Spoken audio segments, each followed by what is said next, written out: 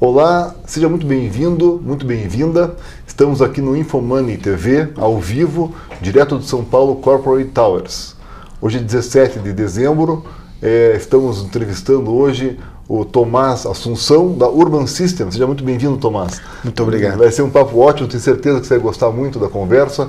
Vamos falar sobre inteligência de mercado, que é a área dele, Smart Cities, as tecnologias, os impactos disso na vida e nos investimentos das pessoas, né? Esse compartilhamento de informações que vem ajudar e nos ajudar aqui a tomar melhores decisões de investimento. Isso colocado, antes de falar com o Tomás, queria me apresentar. Eu sou o Ricardo Reis, sou conselheiro independente da área imobiliária, seja para empresas que queiram melhorar a parte de profissionalismo, ou abrir capital, ou patrimônios que querem ser incorporados, pessoas que não têm essa experiência imobiliária. Eu estou aqui à disposição para ajudar como conselheiro independente dessas empresas e pessoas jurídicas. Escrevi um livro que chama-se Lucre com Imóveis, que é um curso aqui no próprio InfoMoney TV, que virou um curso e também tem um e-book gratuito à sua disposição, que seria um material que estaria à disposição para poder ler e entender como é que funciona melhor o mercado e depois fazer o curso se for do seu interesse. Vou fazer aqui pequenas referências em relação a grandes eventos que houveram aqui nos últimos dias aqui em São Paulo. Um deles foi o GRI Fundos Imobiliários. Foi o primeiro grande evento que juntou toda a indústria em 2 dias, um dia para investidores qualificados e no segundo dia para pessoas do mercado. Então, um resumo de tudo que foi dito, acho que o começo foi muito importante. A Zeina Latif, que é a economista-chefe aqui da XP, comentou que há um otimismo moderado em todo o mercado, que depende basicamente das reformas a serem feitas e da velocidade que essas reformas vão ser feitas agora no Congresso. Esse primeiro semestre vai dar a temperatura do que vai ser o crescimento da economia dos próximos anos. E depois vieram vários painéis, um deles falando sobre o mercado de torre, de lajes corporativas, que é o grande mercado de fundo imobiliário aqui em São Paulo. Também a vacância vem caindo bastante, em especial nas melhores localizações. Isso tende a melhorar os preços de aluguel e finalmente, depois de muitos anos, nas renovatórias de aluguel, os preços estão começando a subir um pouco acima da inflação, coisa que não acontecia há muitos anos. Na parte de shopping centers, a grande ameaça é o e-commerce, mas ao contrário de shoppings dos Estados Unidos, no Brasil os shoppings estão muito bem localizados no centro das cidades e isso torna a localização fácil de mudar o mix para que torne os shoppings continuem tendo uma boa rentabilidade. Então eles não estão sentindo uma ameaça tão grande do e-commerce e estão buscando formas de rentabilizar ainda mais esses shoppings, seja com delivery, seja com gestão de logística desses pacotes de entrega ou outras formas que atendam o mercado. Em seguida, o professor Arthur Vieira de Moraes, que dá aqui os cursos de fundo imobiliário, tem o e-book dele também e o curso dele que é excelente, comentou que a porta de entrada hoje do mercado de investimentos imóveis, a porta mais fácil de entrada são os fundos imobiliários, pela transparência, pela facilidade de negociação, pela liquidez, pela baixo custo e várias outras vantagens de bons inquilinos, bons imóveis, né? E hoje boas análises. Depois veio o pessoal falar de logística. Logística também o pessoal está animado, ainda há uma grande vacância, em especial longe dos grandes centros de São Paulo. Perto de São Paulo já diminuiu bastante essa vacância, a coisa está andando melhor. Eles acham que está indo, o mercado está em uma recuperação. Então, o resumo da ópera dos fundos é esse: há uma recuperação a caminho, o mercado está se animando. A outra notícia que tem é a Letras Imobiliárias Garantidas, as LIGs, que vem uma nova forma de investimento imobiliário. Vamos falar um pouco mais sobre isso com o pessoal do Itaú, que vem aqui amanhã, às 17h30, terça-feira, 17h30, falar sobre LIGs. Isso tudo colocado, vamos falar direto agora com o Tomás Assunção, parceiro lá de longa data, né, Tomás? Já fizemos grandes eventos juntos. Já fizemos grandes coisas. Um bom tempo juntos, né? O Tomás é uma pessoa que entende muito de mercado, inteligência de mercado. Ele faz pesquisas, mas pesquisas mais complexas do que aquelas pesquisas que estamos acostumados nós no mercado imobiliário.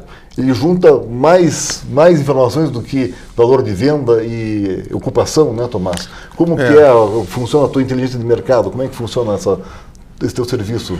Bem-vindo antes de qualquer coisa, né? Seja muito bem-vindo aqui, bom dia. Bom dia, muito obrigado, Ricardo, obrigado pelo convite, é um prazer estar aqui com vocês. Eu acho que sempre que a gente está falando sobre o mercado imobiliário, eu fico muito contente de poder participar e trazer algumas colaborações daquilo que a gente tem adquirido nessa experiência e nessa trajetória de 20 anos. A Urban está fazendo 20 anos. Colhendo informações e tornando isso ativos, né? Na verdade, a Urban hoje é muito mais uma integradora de dados e faz uma análise sistêmica de todos esses dados para propor análises de risco para os negócios de base imobiliária. Nesses 20 anos, nós tivemos uma trajetória grande de serviços prestados a diversos segmentos do mercado, e então hospitais, escolas, universidades, mercado imobiliário, apartamentos, escritórios e assim por diante. E essa coleta de experiências nos colocou numa posição extremamente diferenciada, porque, embora a gente às vezes seja procurado para uma pesquisa de mercado, na verdade o que a gente faz é uma análise de risco de negócio. E temos uma área de pesquisa que obviamente vai fazer levantamentos de campo e tal, mas também faz uma integração inteligente de um monte de dados que estão aí disponíveis. Nessa trajetória, nós fizemos trabalho em mais de 900 cidades no Brasil. 900 cidades do Brasil. Isso daí nos deu uma visão de um Brasil realmente continental e as suas dinâmicas e especificidades locais, culturais, que tem um impacto muito grande na questão de desenvolvimento econômico. Certo. Então, desde 2011, a Urban faz para a revista Exame um ranking de melhores cidades para negócios, onde, a questão de 2 ou 3 semanas atrás, saiu aí uma versão última nossa, onde nós integramos cerca de 40 dados, 40 indicadores de desenvolvimento, drivers que norteiam e que ranqueiam essas cidades, tendo sempre como base o desenvolvimento econômico da cidade. Da cidade, da região, dos clusters produtivos que são geradores de emprego e renda e fazem a economia se movimentar. Se juntou em polos, né? Como juntou ali pessoal de Joinville, aquela área de Itajaí, Camboriú, é um dos grandes polos, anos atrás, é um dos grandes polos geradores de empregos. Isso. Né? E o que acontece quando você pensa dessa forma? Primeiro desaparecem as fronteiras geográficas, você tem fronteiras econômicas, você tem conexão econômica de negócios e que são o que faz com que uma empresa se instale ou não naquela cidade. Então o ranking das cidades orienta o investidor, orienta quem está procurando negócios de uma maneira integrada com esses 40 indicadores. Certo. Isso faz com que você olhe para a cidade de uma forma, vamos dizer, harmônica, sistêmica. Ela pode ser muito boa em saúde, mas ser muito ruim em transporte. Ela pode ser muito boa em mobilidade urbana, mas ser muito ruim no saneamento. E isso faz com que você, que vai fazer um investimento de longo prazo, de médio e longo prazo, mercado imobiliário, é um ciclo longo de desenvolvimento. 5 mais anos, né? Você tem a noção de que cidade é essa e que economia que ela produz para garantir uma sustentabilidade econômica do teu negócio e do negócio da cidade. Ela está num crescer. Nesta crise nossa aqui no Brasil, nós tivemos cidades que continuaram crescendo 7%, 8% ao ano. Olha só. Porque estavam lastreadas na cadeia produtiva do agronegócio. Que não parou, estavam lastreados na exportação, por exemplo, foram beneficiados.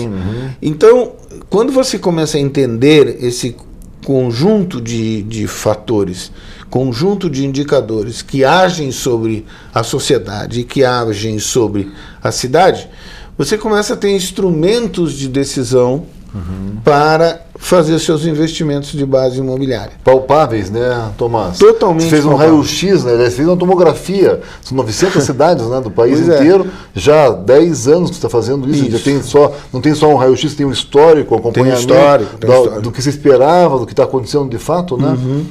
E essa trajetória é interessante porque de 5 anos para cá, nós, junto com a Paula, da Sator, fizemos um evento chamado Connected Smart Cities, que são conceito também de ranking de cidades inteligentes, bem orientado para as prefeituras começarem a se familiarizar com este tipo de análise. O que é o conceito de cidade inteligente, Tomás? Onde é que entra cidade inteligente? Então, a inteligência, na nossa visão, ela nasce nessa parte de sustentabilidade econômica, que é a capacidade que a cidade tem de ser provedora de condições para empresas se instalarem lá. Serviços, empresas, shopping, tudo, né? E essa questão econômica e essa base econômica favorecem um desenvolvimento sustentável. Certo. Por quê? Na medida que você gera emprego, a pessoa tem dinheiro, a economia gira, ele troca de carro, ele compra apartamento, ele vai no shopping. Então, essa dinâmica econômica, ela é originada na capacidade econômica que a cidade tem de gerar emprego.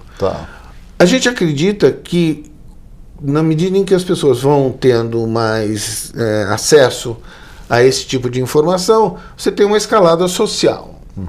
E essa escalada social te permite um conhecimento e uma aproximação com respeito da questão ambiental. Então, esse tripé econômico, social, ambiental fica desenvolvido e analisado, porém com base forte na parte econômica, que é provedora da força motriz que rege as cidades e os seus crescimentos.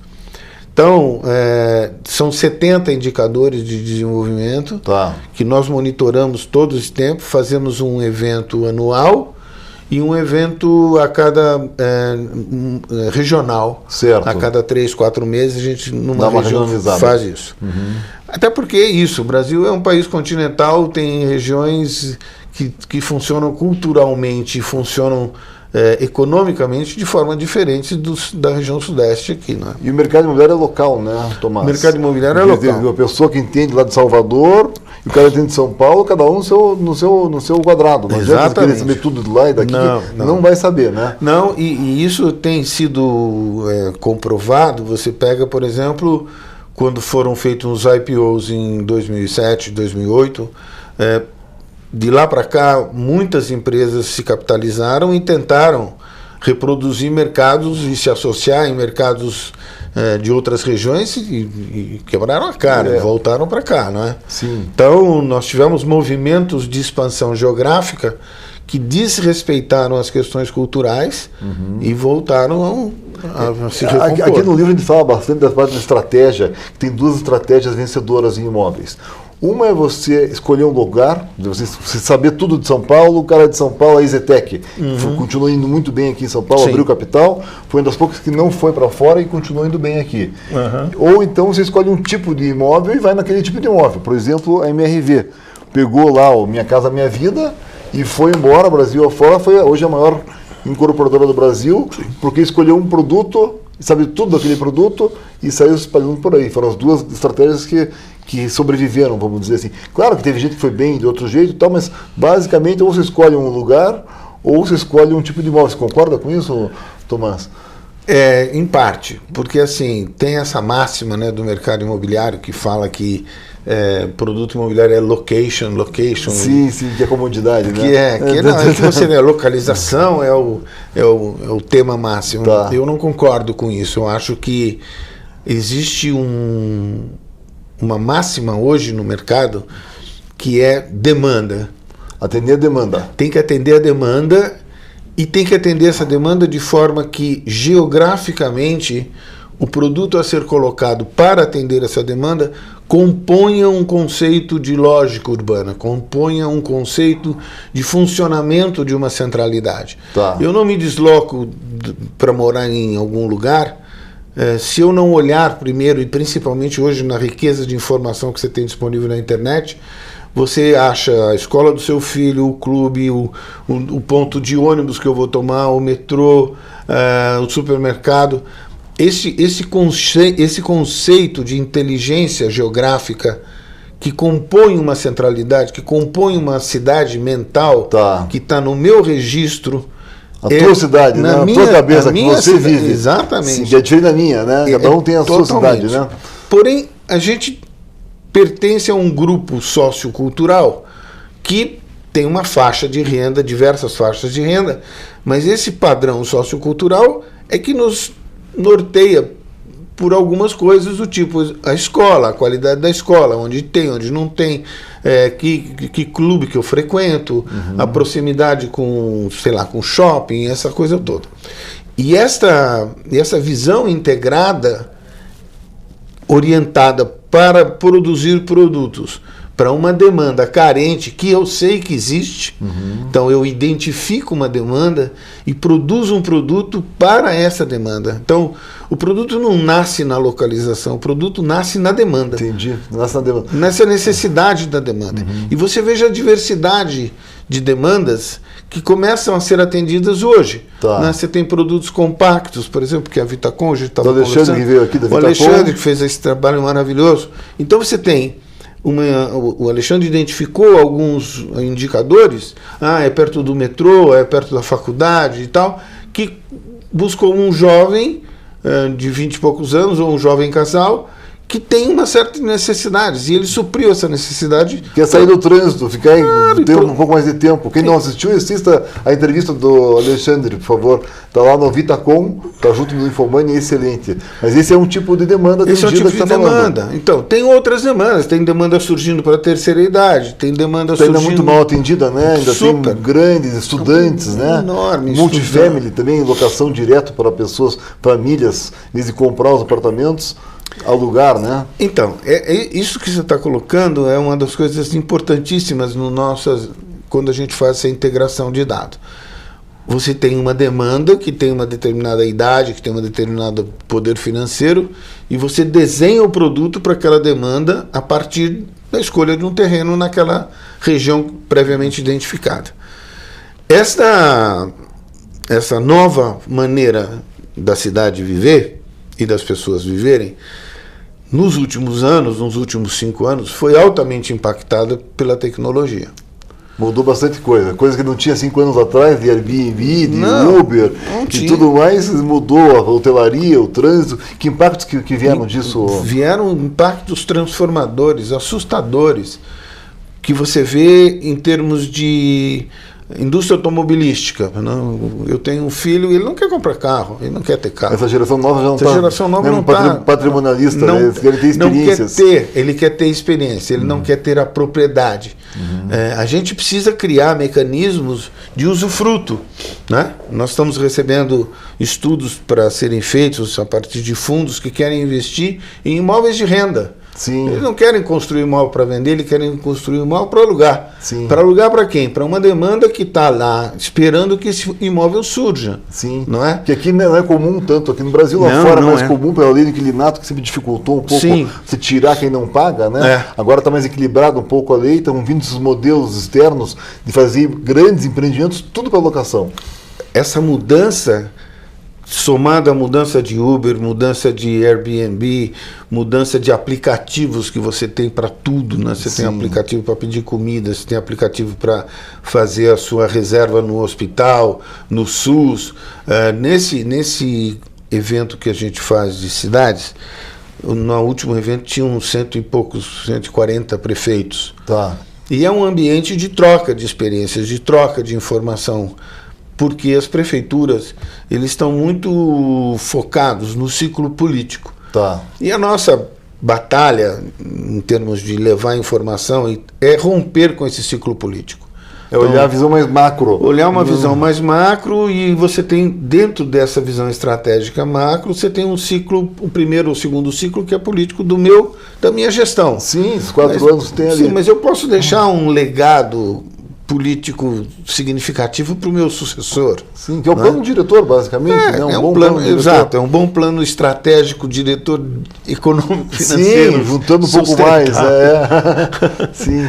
Bom, e é interessante ver, né, porque nesse ano que passou, Vitória, pela 3ª vez consecutiva, foi a cidade que foi melhor pontuada na área de saúde. E o prefeito de Vitória tem lá um WhatsApp dele que a população acessa. Sim. E tudo na questão de saúde em Vitória é feito por aplicativos. Ele está vendo a temperatura dele, está na mão dele o tempo todo. Não tem fila para nada. Olha aí, ó. Não tem fila para nada. A tecnologia funcionando, tecnologia de graça praticamente, não tem custo, né? Então, esse conceito de cidades inteligentes, aí pegando o gancho naquilo que você tinha me perguntado, sim, ele faz uso dessa tecnologia na medida equilibrada das suas necessidades, né? Porque a produção de tecnologia e a obsolescência da tecnologia é tão grande que você é assediado o tempo inteiro e assodado. Sim, o tempo todo. IBM, Cisco, todo mundo propondo coisas para você, que a produção tecnológica é muito grande, né? E você precisa ter uma nitidez do que eu me sirvo dessa tecnologia. O que está adequado à minha cidade, adequado ao meu tamanho, às minhas necessidades. Se eu vou fazer uma PPP de iluminação pública, o que é que eu tenho que ter nessa PPP mesmo, que me beneficie como cidade e que beneficie o cidadão, né? Então, o que a gente procura fazer nesta análise das cidades é que a cidade tenha um equilíbrio, né? Não adianta ter uma saúde muito boa e o trânsito não anda. É isso. Ou vice-versa. Tem que ter um equilíbrio em relação a todos esses serviços. E às vezes uma informação meio... uma análise meio superficial, porque tem uma linha de crédito, por exemplo, do BNDES, eu vou tomar esse empréstimo para fazer um BRT, sei lá. Preciso do BRT? Preciso. Primeira pergunta é demanda. Tem a demanda? Tenho demanda para isso? Não tenho demanda, não vou fazer isso. Vai gastar o dinheiro, está disponível lá e fazer uma obra que não precisaria. Esta lógica, Ricardo, vem sendo modificada, felizmente.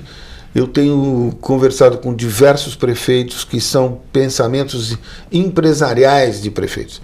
O prefeito de Fortaleza, por exemplo, ele se autodenomina CEO de Fortaleza. É uma visão de gestão, realmente, de meritocracia, né? De buscar resultado.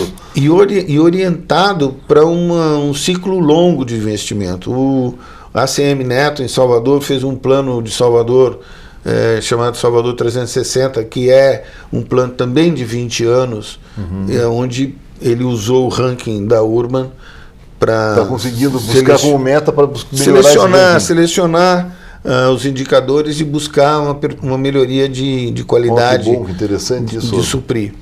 Então, eu acho que nós estamos vivendo um momento muito rico, né?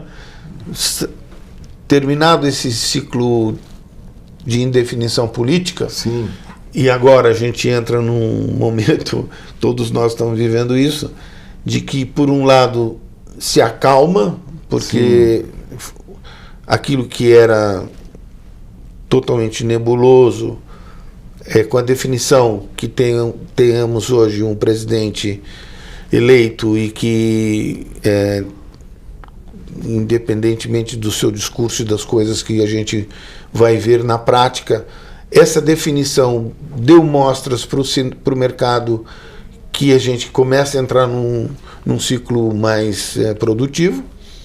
Como eu te disse, a Urban é uma porta de entrada do mercado. Quando a Urban começa a ser solicitada para analisar projetos e novos desenvolvimentos, é sinal que o mercado está se movimentando. Você está pensando em fazer alguma coisa nova, a primeira coisa que é fazer uma pesquisa de mercado para entender se tem um terreno, né? Isso. Até eu mesmo tenho lá um produto que é fazer um retrofit em Curitiba, fazer com você antes, na nossa pré-conversa, o que vamos fazer ali, né? É para a terceira idade, é para estudante, então a gente contrata a Urban System para levantar as demandas potenciais para aquele produto. Isso, a vocação daquela área e que produto eu posso vocacionar para lá.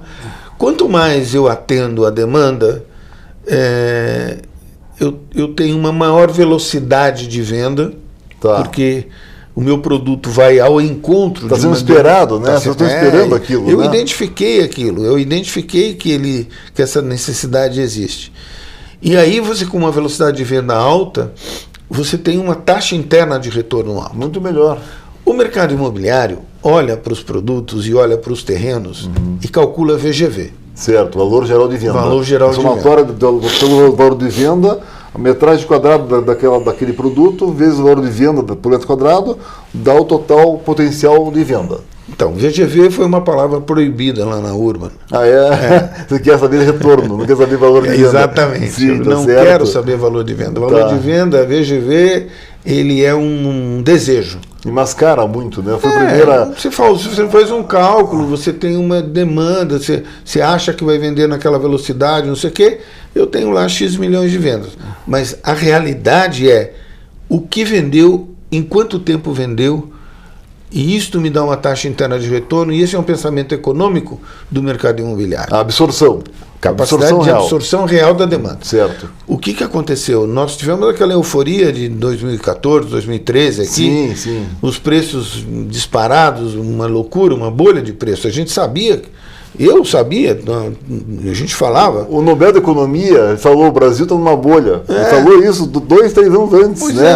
Aí não está numa bolha. Ele provou que estava descolado o valor real do ativo do valor do mercado, né? Pois é. Isso historicamente em vários países ele falou isso, e aqui estava descolado realmente. E a gente olhava para o mercado, Ricardo, e a gente não via lastro na base econômica produtiva para sustentar comprar um produto a 15, 20 mil reais o metro quadrado, entendeu? Não tinha fundamento aquilo. Não tinha fundamento, não tinha nenhuma lógica coerente, econômica. Mesmo, né? Era uma especulação e deu no que deu, né? Tem muita gente que está estocado de loteamentos, de salas de escritório, lajes corporativas, que ficaram penalizados por uma não existência de demanda e uma compra, na minha opinião, desavisada. Não é? Então eles fizeram uma expectativa de venda em cima de um preço que na época vendia, que depois não vendeu mais, estão estocados esperando um retorno que dificilmente vai vir, né? Vão ter que se adaptar em relação à realidade do mercado ou esperar voltar novamente uma alta de preços, né? Então, mas aí é aquela conversa que a gente estava tendo. Quando eu começo a pensar em taxa interna de retorno, eu começo a pensar economicamente como que esse meu produto performou. Tá. E aí, quando eu tenho que esperar um outro ciclo, o impacto desse outro ciclo na minha taxa interna de retorno é assustador. Sim. Então, aquela história do tijolo do papel, né? Eu posso ter esse tijolo aqui, esse prédio está aqui, ele é fisicamente visível. Agora, economicamente, ele performou se eu tivesse feito uma aplicação, porque o Brasil contou muito tempo com uma avaliação de valorização patrimonial muito grande. Sim. Os nossos preços estavam muito achatados. Os juros estavam muito altos, os preços estavam muito baixos, os imóveis. Exatamente. Valia a pena ter o dinheiro parado no banco, então os imóveis estão desvalorizados. Na hora que baixou um pouco esses juros, os imóveis foram se valorizando rapidamente, os IPOs valorizaram mais ainda, veio a supervalorização, né, que está comentando agora, e depois veio a realidade que nós estamos vivendo hoje, né? Então, aí, do ponto de vista monetário, se você tivesse feito esse investimento em moeda forte, você ia ver que esse dinheiro não remunerou. Não. E agora ele vai penalizar uma série de produtos imobiliários que estão dentro de fundos imobiliários que vão ser penalizados na performance. Sim. Não é? De pagar os seus rendimentos. Isto é uma coisa muito boa que está acontecendo no Brasil, e esse evento que você citou aí do GRI foi muito bom. Por quê? Porque o Brasil começa a pensar de forma econômica. Certo. O mercado imobiliário começa a pensar de forma de rentabilidade do produto com base econômica. não é? Nós vamos migrando para o mercado de rates nos Estados Unidos, que é o título de base imobiliária e não o tijolo de base imobiliária. E essa dinâmica, quando a gente tiver uma dinâmica de mercado secundário, de mercado em bolsa, liquidez, eu tenho um título que corresponde a uma base imobiliária. Eu posso vender esse título em bolsa. Eu não preciso vender o apartamento, né? Então, nós começamos a ver esse movimento no Brasil, agora, muito aqui na região sudeste, mas é incrível, a gente que viaja o país inteiro percebe que ainda é uma coisa muito nova. Fundo imobiliário, fundo FIP, fundo de participação, fundos de fundos, fundos de recebíveis. Ainda não existe. Está começando. Estamos na infância. São Paulo já está mais maduro em relação a isso. Muitos investidores já aqui, mas ainda é incipiente fora daqui, né? Agora é um caminho sem volta. Eu concordo. É um caminho sem volta. E isto vai favorecer muito a indústria no mercado imobiliário. Né? A indústria da construção civil, o mercado imobiliário vai começar a se ajustar para esta nova maneira de tratar o seu imóvel. Eu não preciso ter um imóvel, eu posso investir no imóvel com um título de base imobiliária, eu não preciso comprar um apartamento para alugar, eu posso fazer um fractional, eu posso ter uma parte do apartamento e que me remunera. Usar o mercado imobiliário, usar a dinâmica do mercado imobiliário com outro formato e com outro instrumento, que são os fundos, que são os títulos de base imobiliária, e esta quantidade de coisas que vai surgir no momento em que você começa a ter um outro pensamento para gerir esse seu patrimônio. Você está tocando num ponto importantíssimo, que a gente comentou nesses eventos que a gente foi aí, tanto do GRI, dos Martos e outros. Tá dizendo, a visão nossa, né, dos brasileiros em relação aos imóveis ainda é muito patrimonialista, né? Nós mais antigos, os mais novos já estão mudando isso. Nós que temos nossa casa, por exemplo, né, a maior parte do nosso patrimônio é nossa casa. A gente não põe isso como um ativo financeiro, se considera o dinheiro que está no banco, que está em investimentos. A tua casa você não considera que é um investimento. Né? E tem que começar a pensar que talvez o maior investimento. Você tem lá um apartamento de quase 1 milhão, às vezes mais 1 milhão, e você não está fora do teu ativo financeiro. Então, na hora que você pensar que isso pode ser um ativo financeiro, você possa começar a se deslocar de estar dono daquele apartamento com uma renda mínima, ou zero de renda, para virar um inquilino desse apartamento, investir esse dinheiro num fundo imobiliário, ganha muito mais vezes do que a tua alocação, paga a tua alocação, ainda sobra um dinheiro para você ir investindo no teu futuro. Essa é uma visão nova que está cada vez mais permeando aí, né, na cabeça. Tem um novo verbo agora que chama-se a uberização das coisas. Né? Uberização das coisas, exatamente. A tendência é exatamente essa que você pontou. Os imóveis vão passar a ser ativos que vão render. Sim. E não que eu necessariamente tenha que ter a propriedade dele. A Uber está aí o exemplo deles. Não tem um automóvel e tem a maior frota de carros do mundo. Né? Então, o Airbnb não tem um apartamento. A maior hotelaria do mundo não tem um apartamento de hotel. Isso está sendo muito falado, está sendo muito difundido. Esse é um novo comportamento da economia. Certo. Muito forte, muito forte.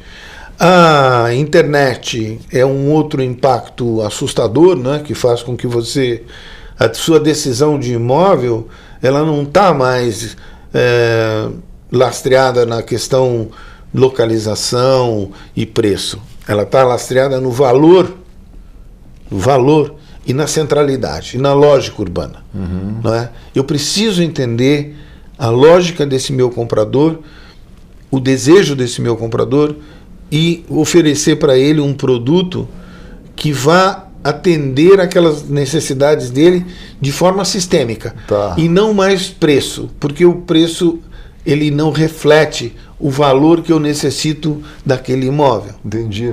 O valor tem outras dinâmicas, o preço é um dos itens, né? Componentes. Tem outras, a comodidade, o custo que ele tem, o tempo que ele vai despender para poder se locomover, o custo disso tudo, né? Então, eu fiz um seminário, participei de um seminário em Salvador, questão para o pessoal do Cresce, e tinha lá mais de 1000 corretores. E eu disse a eles, olha, a tua profissão, se não se uberizar, vai se kodakizar. Kodakizar, sair do mercado. Tá. Porque ou o corretor se modifica como um verdadeiro consultor, não é? E não mais. Eles se autodenominam consultores de venda, mas eles não são. Eles foram muito mais tomadores de pedidos de venda e negociadores de desconto do que consultores de venda que entendam efetivamente a necessidade do comprador e saibam valorizar os atributos desse imóvel diante desse comprador, não é? Ele vai ter que se preparar para isso. Ele vai ter que se modificar. Sabe que da Lopes, veio o CEO da Lopes aqui e também da Brasil Brokers. Né? Duas das maiores imobiliárias abertas no capital, são milhares de corretores, e eles falam exatamente isso. O corretor hoje é um consultor. A pessoa que vem no plantão, ou que liga para ele, está muito bem informada. Sabe o preço do imóvel, dos concorrentes, sabe tudo. Então ele tem que realmente conhecer melhor do que ninguém aquele imóvel que ele está oferecendo, os concorrentes desse imóvel, para poder ter argumentos, para poder explicar para esse potencial cliente, né? E todas as ramificações que tem em relação a esse imóvel e aos interesses dele. Então você tem toda a razão. O corretor está realmente... E as ferramentas que essas empresas estão dando, eles são plataformas, né? A Lopes e a Brasil Brokers e outras. Tem a Polar, que eu comento sempre lá em Paraná, tem 60 franquias já. Eles são a plataforma de informações para que esse corretor possa se beber dessa fonte para poder passar para o cliente dele, né? Então, ele está com as costas quentes, vamos dizer, com essas plataformas, né? Mas ele, além de ter essa plataforma, ele tem que ter um entendimento da necessidade do outro e não da dele. Não sair daqui usar a cabeça do outro. Porque como a gente é muito centrado no produto, ele tá... Quer vender o apartamento, né? E a pessoa está comprando uma solução de um problema que ela quer resolver lá. Está comprando um apartamento para o filho dele, para investir, ele não está preocupado. É diferente quando você olha para a demanda e quando você olha para o produto. Né? Essa conversa, ela tem que ser reformulada. O mercado imobiliário tem que começar a aprender a olhar para a demanda e não olhar para o teu produto. O produto é resultante. Eu não produzo. Se tiver necessidade de...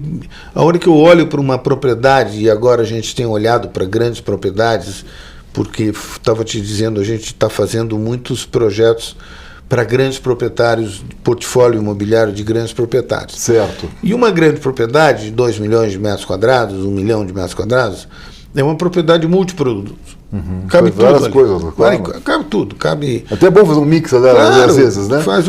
Tem varejo, tem saúde, tem educação, tem residência, tem lote, tem apartamento, tem casa. Tem que ter tudo, porque você está desenvolvendo um bairro. Não é? E é impressionante, porque nos trabalhos que a gente faz de investigação, e trabalhos de focus group, de pesquisa de mercado com grupos de formadores de opinião e de usuários e de consumidores, a gente percebe que às vezes eles estão dando um tremendo de um valor para alguma coisa que não está coberto pelo produto. Entendi. O produto não atende aquilo. Tá. O produto faz uma inferência, o mercado imobiliário faz uma inferência que ele gosta de churrasqueira na varanda. Tá. E aí todo mundo faz churrasqueira na varanda. E tem cara que não gosta. Sim. Tá. Então, quando você olha para a demanda e identifica quais são os fatores imprescindíveis, necessários e desejáveis daquela compra, você traz isso para um outro patamar. Tá. De que o seu produto atende àquela demanda onde ela é mais necessária. Né? Eu não preciso botar granito na escada de incêndio, por exemplo, porque ele nem sabe que a escada de incêndio existe. Nem vai usar raramente lá. Então não tem valor daquilo lá. O valor está em outro lugar. O valor está no pé direito duplo da entrada, o valor está na proximidade com o metrô, tem um monte na segurança, tem um monte de atributos que são imprescindíveis e necessários na tomada de decisão do comprador. Você leu a tua pesquisa lá já, né? Que é a demanda. Você está tocando num ponto importante também, Tomás. O Sanzel é um dos exemplos de investidores assim, de sucesso no mundo. e tem grandes referências no livro sobre ele, e ele falou assim, o que interessa no mercado imobiliário é a demanda. Você pode ver, tem localização? Tem, mas o que interessa é a demanda. Não, então, e a questão da localização... Exatamente, a tua empresa faz esse serviço, né, Tomás? Você faz o levantamento da demanda real, usando vários 50 critérios. Você já conhece as cidades quase todas das importantes do Brasil, está há 11 anos já medindo isso. Então, quem tem um imóvel, ou vários imóveis, contrata a tua empresa para poder levantar as demandas reais e melhorar o potencial de retorno daqueles empreendimentos. Isso. É isso que você está... o teu negócio é esse. E mais do que isso, mitigar o risco. E mitigar... Não fazer besteira. Não fazer besteira. Que uma besteira custa caro, às vezes, por muito tempo, às vezes uma geração se perde nessa história, né? O mercado imobiliário usufruiu de tudo aquilo que era valuation do patrimônio. Avaliação. Avaliação, da valorização do patrimônio. Hoje, ele não deve contar com isso. Porque antes, assim, não vendeu, ficou com 20% lá de remanescente, 30%. Tudo bem, uma hora vende e a valorização patrimonial ia cobrir. Mata os erros. Hoje não mata mais. Tá. Hoje não mata mais. Não dá para contar com isso. Não dá para contar com isso. Quando está crescendo o mercado, esse crescimento apaga vários erros. Né? Você faz um monte de besteira, mas cresce o valor de venda, você aluga e tal. Você finge que não viu. É igual ganhar jogo, né? Você não viu, ganhou e esquece. Agora, quando não tem essa valorização, né? Que o mercado está indo do lado, os erros custam muito caro e você não tem como corrigir às vezes. Então a melhor coisa é matar na casca, na pesquisa. O valor do investimento que a gente considera, eu acho isso um absurdo total, né? Eu falo isso diversas vezes nas minhas palestras, assim. O investimento que é feito em marketing e comercial pelo mercado imobiliário, na criação de apartamentos decorados. Um plantão é mais de 1 milhão, um decorado são centenas de milhares de reais. Muito mais. E fazem uma campanha avassaladora, né? 2% do VGV vai para isso, geralmente. 2% e mais 4% de marketing, né? Sim. Você tem hoje, e fora a comissão de venda, né? Sim, mais 2 a 6%. Você tem uma campanha que, na verdade, ela é para saber se tem demanda. Porque eu vou fazer isso tudo e vejo se a demanda vem. Na venda. Você vai ver na venda só lá, entendi. E pode ser que não tenha. Pode ser que você gastou essa infinidade de coisas e aquela demanda, aquele nicho, está esgotado. Está esgotado. Então, quem chega na frente bebe água limpa. Então, quem identifica um nicho de mercado e faz um produto para o nicho de mercado e tem um sucesso assustador, como foi o caso do Alexandre com os compactos, depois vem a manada, seguindo. A água limpa tocou num ponto importantíssimo. Tem um dos maiores incorporadores do Curitiba, é Irmãos Tá. Tem mais de 100 anos, 120 anos. Conheço muito. E um cliente nosso. O CEO, nosso amigo, sempre falou disso, mas o CEO antigo, do Tá mesmo, antigo, quando já estava bem mais velho, veio falar comigo sobre isso. Falou, o que a gente faz lá é chegar enquanto a água está limpa. Então eles foram nas praias, você é o primeiro a chegar na praia, não é o último, né? Fez o compacto, é o primeiro a fazer o compacto, é o primeiro a fazer o luxo, ou um dos primeiros. E não depois que o Alexandre fez 50 prédios de Itacom, você chegar e fazer mais um do lado dele, né? Pode ter sucesso, tem que fazer pesquisa antes, mas não é garantia de nada. Então chegar enquanto a água está limpa é um dos mantras aí dos incorporadores de sucesso. Então, muito bem colocado, Tomás. E tem uma coisa que é isso, né? Além de você mitigar o risco, como é que você mitiga esse risco? A demanda não é elástica, né? A demanda ela é limitada. Chega uma hora que termina o número de pessoas que tem aquele dinheiro no bolso para comprar aquele tipo de apartamento. Sim. Eu não consigo importar gente da Zona Leste para comprar um apartamento no centro da cidade compacto. Não tem essa lógica. Então, a demanda não migra de lugar. Ela existe numa determinada área geográfica. Tem um potencial de demanda ali. Tem um potencial de demanda. Eu tenho taxas de captura, temos feito projetos que têm... são destinos, né? Criação de destinos, de bairros. Então, eu consigo capturar gente de tudo quanto é lugar, numa proporção cada vez menor, quanto mais eu me distancio do lugar. Tá. E quanto mais ele está vivendo num lugar equilibrado e que eu, ao propor um outro lugar, ele veja vantagem em se deslocar de lá para cá. Tem que ter alguma coisa. Ou que a vida dele se modificou. Mudou o trabalho dele, a mulher mudou de trabalho, o filho entrou na universidade, na faculdade. Então, essas coisas todas têm que ser mapeadas para poder entender quanto é que existe ainda de demanda para mim. Porque esse exemplo da Vitacom é muito interessante. Como o mercado é um mercado de manada, ele vai... O sucesso do Alexandre, a pessoa quer copiar. Claro, é óbvio, né? E ele vai copiar, não com a inteligência e não com o cuidado que o Alexandre teve ao estudar o seu produto. Sim. Ele vai na cópia, ele vai fazer aquilo. Faz um copia e cola. E ele vai consumindo demanda. Mas se o Alexandre já consumiu uma parte da demanda, eu preciso saber exatamente quanto é que sobrou de demanda. Tem quanto lá ainda? Né? Pode ter bastante, pode ter nada. Claro. Talvez ele não tenha esgotado a demanda. Tem que contratar alguém para poder levantar isso. É isso que a gente faz. Sim. É isso que a gente dá esse tipo de suporte de inteligência para isso. E aí eu vejo no formato do mercado imobiliário a quantidade de dinheiro investida nesta inteligência, nesta mitigação de risco, neste entendimento de demanda, é ridículo. É mínima, perto do marketing. O marketing gasta centenas de vezes, né? Depois de definir um produto, você não tem mais o que fazer. Para corrigir, depois de aprovar o projeto. Você pode mudar pouca coisa no projeto. Então, a tua mensagem é que tem que investir mais, obviamente, na inteligência do mercado antes de fazer o produto, né? Para elaborar o produto a partir da demanda. Sempre, e não a partir do que deu certo ali do lado. E a partir da localização. Ontem. Claro. Né? A partir da localização, ele chama um arquiteto, aí o arquiteto vê o plano diretor, vê não sei o quê, e os arquitetos vocacionam projetos. Sim, o arquiteto, mais a sensibilidade do dono, do proprietário da construtora, da incorporadora, eles que vocacionam. Mas é interessante isso daí, porque isso é uma mudança de padrão, né? Padrão de comportamento. A Urban, como eu disse, a gente está fazendo 20 anos.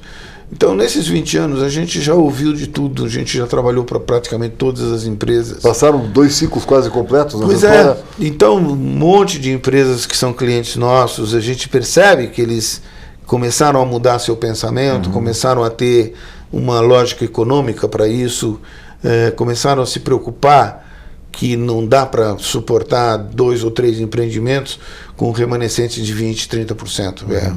O risco agora ficou realmente muito grande e as pessoas quebram. Quebram e quebram por mais de uma geração. A pessoa que quebra no mercado imobiliário fica devendo.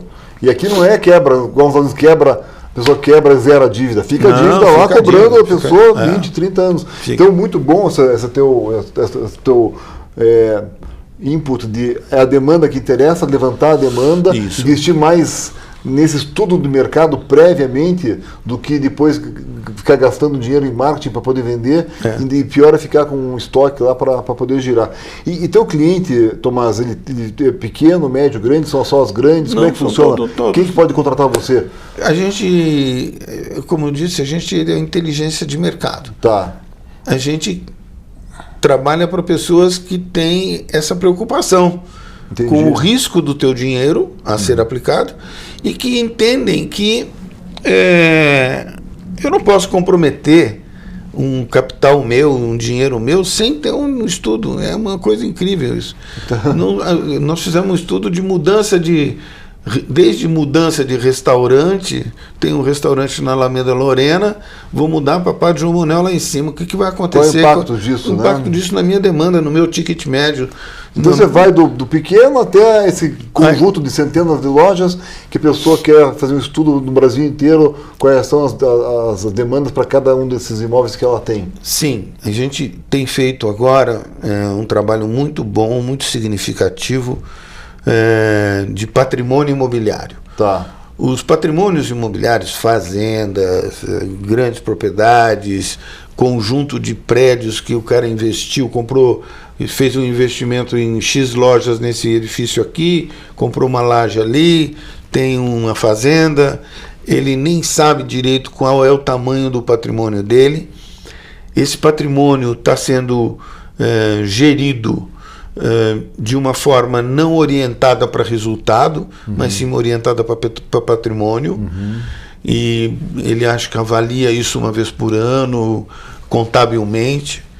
O que a gente tem feito é olhar para esse patrimônio, diagnosticar e separar o joio do trigo, e maximizar valores de patrimônios que podem ser escalados. Está achando o valor real, não só o patrimonial, não. O valor que tem ali dentro intrínseco, e poder explorar esse valor para as demandas que existem hoje para aquela região. Exatamente isso que a gente tem buscado. Legal, e isso inclui olhar fazendas, por exemplo, de borda de cidade, que nós estamos construindo bairros. Claro. A gente tem um projeto lá em Uberlândia, que é o projeto do Grupo Algar. Nós estamos lá há 7 anos fazendo isso. Fizemos o Master Plan há 7 anos atrás. Sim. Aprovação, estruturação, comercialização. E vai estamos 7 anos. 15 dias atrás teve o lançamento do terceiro Alphaville lá.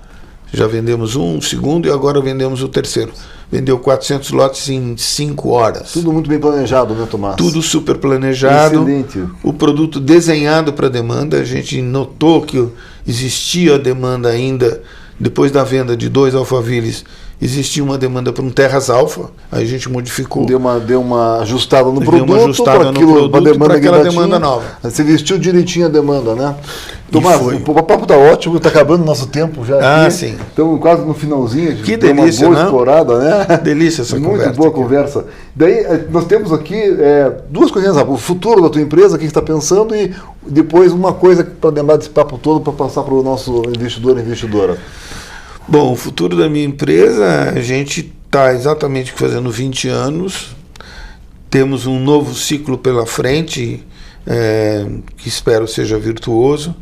Fizemos uma chamada de novos sócios para dentro da empresa, para ter uma dinâmica melhor com os meus colaboradores que estão juntos comigo já há 10, 15 anos, equacionando um ambiente de participação e também de investidor, outros investidores, para poder escalar valor naquilo que a gente conseguiu atingir até esse momento. Esse momento nos dá uma série de produtos e de competências que precisam ser escaladas e podem ser escaladas. E para isso precisa capital. Então, nesses 20 anos, você definiu alguns produtos que agora você está pondo a equipe alinhada a esses resultados e sócios para poder fomentar isso. Exato. E colocar isso agora num círculo virtuoso que está chegando. Isso. Tá. Então, você tem, por exemplo, aeroportos, que nós fizemos os estudos de demanda dos aeroportos. Você tem infraestrutura de portos, rodovias, coisas que a gente está fazendo. A escalada dessa maximização de resultado dos patrimônios que a gente está fazendo. Tem produtos imobiliários real estate mesmo, né? Isso de toda ordem, expansão de redes de supermercado. Eu tenho certeza que vai crescer bastante. E o que eu acho assim que... Um recado para o nosso investidor e investidora, né, de tudo que a gente conversou, o que você acha que seria o mais importante? Primeiro, eu sou um apaixonado por mercado imobiliário, vocês podem notar, estou há 20 anos nesse mercado, e eu acho que vocês que são investidores devem olhar para esse mercado com muito cuidado. O mercado imobiliário nos Estados Unidos compõe a carteira de investimento de cerca de 30% a 35%. Da carteira total, investido 30% em imóveis. É o que a gente acha que seria o normal, né? Mas um investimento em imóvel do papel, e não imóvel como um investimento, e não para moradia própria, não só em moradia. Mas né? não só isso. Quando eu invisto num imóvel, eu invisto num título de base imobiliária. Sim. Não é? Então, acho que aí tem uma diferença grande, porque o problema do imóvel patrimonial é a ausência de liquidez. Eu quero vender um apartamento, não consigo. Mas eu quero vender um título que está num fundo imobiliário, que tem apartamentos que estão dentro desse fundo, eu tenho liquidez, eu consigo vender esse título, né? Então, que foi o exemplo lá do GRI que você viu. Então, eu acho assim, se eu puder dirigir duas coisas assim a vocês, o investimento no imóvel ainda é um produto muito bom, e fundo imobiliário com tendências de baixa de juros e esse aumento de crescimento econômico do país, eu acho que é um bom investimento. O imóvel é um bom investimento. Títulos que vão de fundos imobiliários Sim. devem ser usados para isso. E a segunda coisa é criteriosamente Tá. olhar para que produto é esse. Tanto quem investe, como os próprios fundos que estruturam trazer um produto para dentro do seu, Sim. da sua Que carteira, faça do seu sentido, portfólio, né? Que faça sentido. Com inteligência, né, Com Tomás? inteligência do Exatamente. mercado. Tá bom. Então, eu poderia resumir isso. E deixar aqui um recado que é: o produto nasce na demanda.